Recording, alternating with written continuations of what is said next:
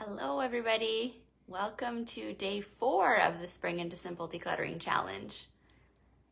I'll wait a minute to see if anyone's joining us. We're doing it at a different time this morning, so I don't know if anyone will tune in, but yeah, like I said yesterday, I have to take one of my kids to the orthodontist later this morning, so I had to adjust the schedule a little bit to fit this in before we leave.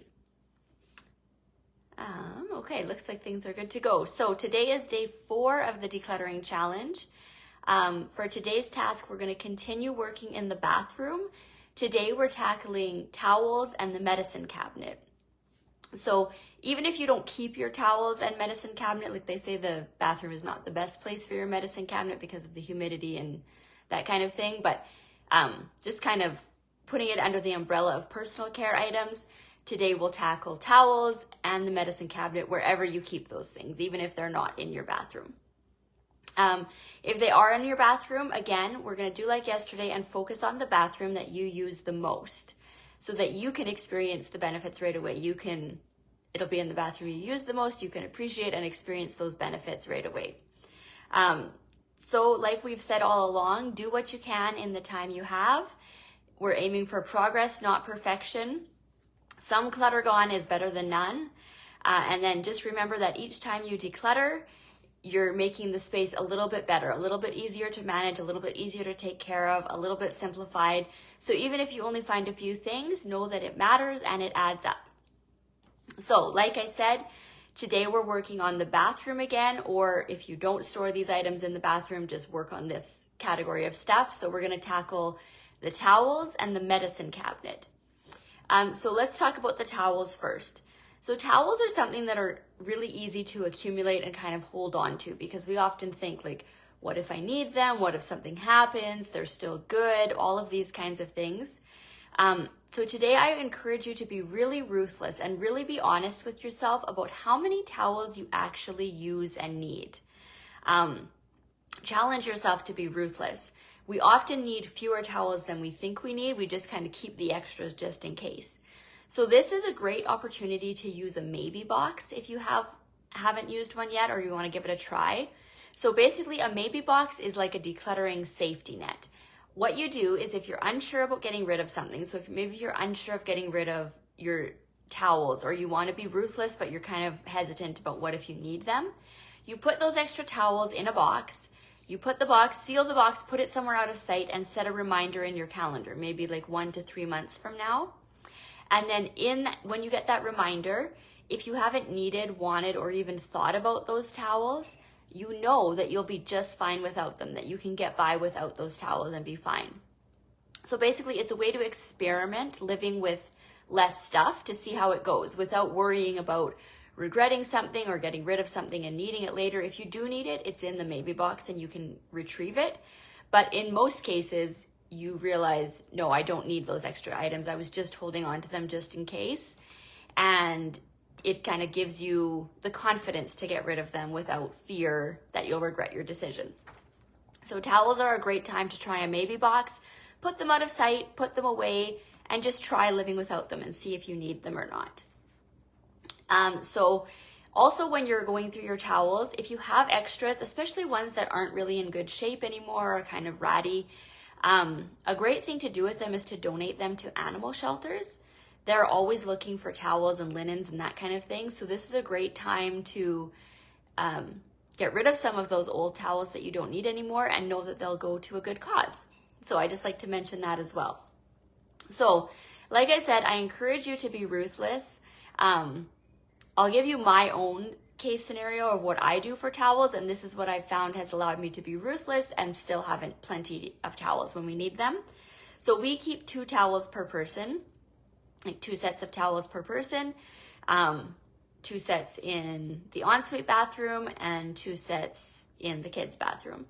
I also keep 5 swimming towels for when we go swimming, and our dog recently passed away, but for him, before he passed away, we had 3 dog towels that we used because he was old and kind of having a few accidents and that kind of thing. So we had some dog towels for when we bathed him and just for cleaning up when he had his little accident. So that's what I had. I also have 3 sets of guest towels in the guest bathroom, and I landed on the 3 sets, so that's 6 towels in total, because I kind of figured out, I calculated based on our house and the arrangements we have and our family and friends and like the people who would normally come to stay with us, the most we would ever host at one time is 6 people. So I don't need more than that. 6 is plenty for the maximum that I would host, and without any extras, without any, stockpiling for what ifs, those kinds of things. So yeah, I have the 2 sets for us, the swimming towels, we had the dog towels, and then the guest towels. That's what I keep, and we get along just fine. And I know when we talk about decluttering towels, things often come up like what if scenarios. Like, what if everyone in the house is sick and we need a lot of towels? What if the washing machine breaks? What I encourage you to do is really think through those scenarios. Like, what if that happened? What would you do? I know for us, like, we have the 2 towels each, and then we have swimming towels. We could use swimming towels after that.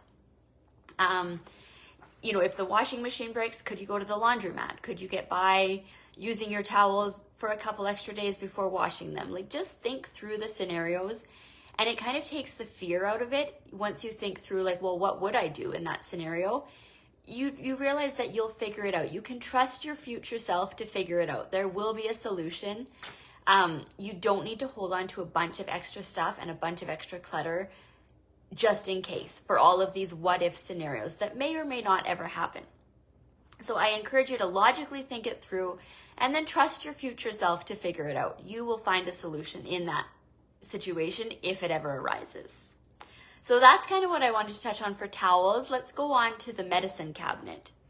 So the medicine cabinet can actually be a really easy and satisfying decluttering project, because a lot of what you'll get rid of is stuff that's expired or unneeded now. So go through first and pull out anything that's expired or unneeded. You can take most medications back to the pharmacy and they will dispose of them properly. So, don't put them in the garbage, don't flush them down the toilet. Take them to a pharmacy and they will dispose of it properly for you. So once you've pulled out the expired and things that you don't need anymore, you can look at what's left. And just like we did with our makeup products, I like to keep the stuff we use often and not every day, but the stuff we use most frequently together, like things like pain relievers and cold medication, those kinds of things, the things you're often pulling out. Keep those things handy together, and then kind of keep your lesser used stuff maybe at the back or in a less accessible spot, just to make it easier for you.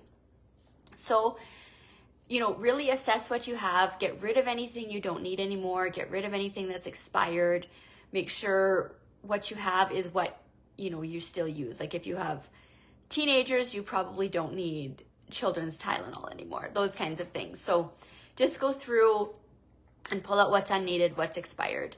And then just remind yourself that as you do this, most of the times when we're going to our medicine cabinet, it's because something is wrong. Either, you're hurt or you're not feeling well.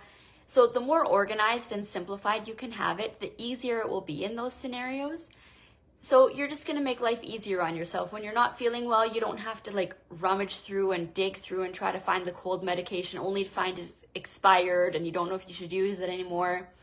So you're going to just really make life easier on your future self. So keep that in mind. Just remember that when you do need your medicine cabinet with less stuff, it'll be easier to find what you need, easier to put it away, and it's also safer. When we don't have a bunch of unnecessary medication, our home is just safer and we don't have to worry about having those extra things that we aren't using anyways. So that's the medicine cabinet.